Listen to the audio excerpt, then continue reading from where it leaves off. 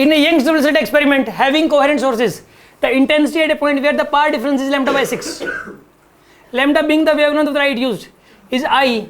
If I naught denotes the maximum intensity, I by I naught is equals to, यार देखो Young's double slit experiment हो रहा है, coherent source है, ठीक है ना, मतलब इंटरफेरेंस पैटर्न की बात हो रही है। The intensity at a point where the path difference is lambda by 6।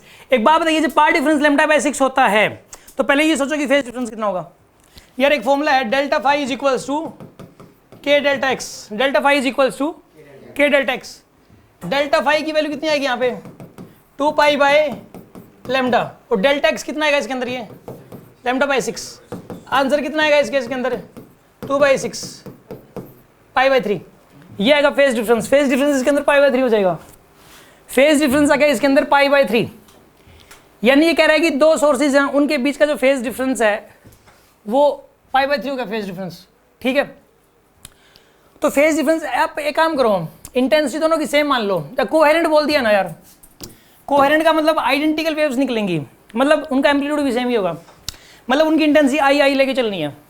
अगर कोहेरेंट बोल दे तो इंटेंसिटी क्या लेके चलोगे, और आई लेके चलनी है आपको दोनों की, ठीक है।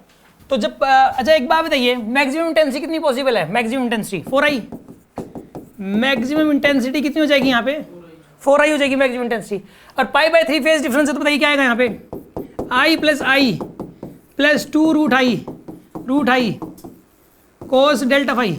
कोस डेल्टा फाई की वैल्यू कितनी आएगी यहाँ पे कोस पाई बाय 3। ये कोस थीटा देखो रूट के बाहर है, कोस थीटा इसमें रूट के बाहर है, ये रिजल्टेंट इंटेंसिटी हो जाएगी इसमें। क्या आंसर आएगा 2i प्लस 2i कोस 60 कितना होगा 1/2, कितना आंसर बनेगा इसका 3i। तो यहाँ पे i by I node 3i by 4i, तो कितना आंसर आएगा इसका 3/4, ये आंसर आ जाएगा 3/4। तो ये जो ना रेशियो निकल गया। देखो ये वाला क्वेश्चन था, इस वाले क्वेश्चन में सबसे बड़ी बात तो फॉर्मूला बेस्ड क्वेश्चन था, फॉर्मूला बेस्ड क्वेश्चन था ना।